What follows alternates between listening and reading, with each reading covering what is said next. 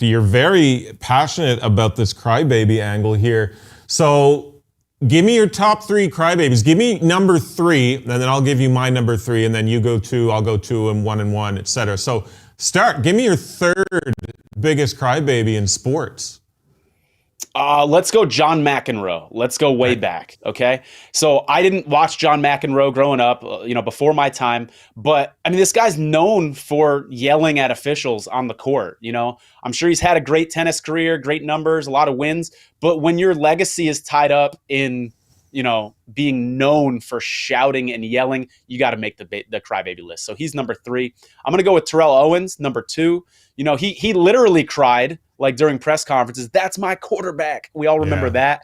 But then also crying about not getting the football. And while his team was winning, you know what I mean? Not getting the football enough constantly, even though he had a Pro Bowl quarterback in Jeff Garcia, by the way. And so those antics put him on my top three list. And then I'm going to go with George Kirby. This isn't a household name. There's probably some people out there who need to be reminded who George Kirby is.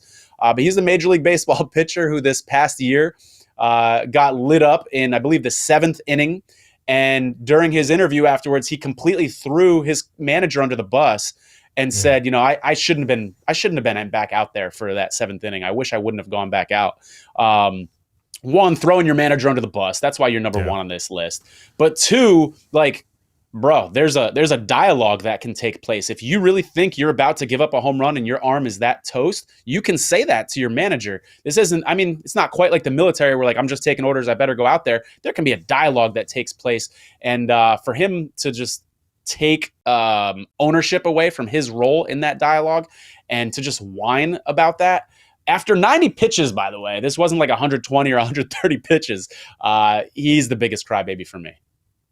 You mentioned Jeff Garcia back in the day. You ever see Shawshank Redemption? Yeah, one of my favorite movies, man. That's top 10 on my movie list. Me and my buddies always used to joke that Garcia looked a little bit too much like Boggs from Shawshank Redemption. I could see it. I absolutely can see that resemblance, for sure.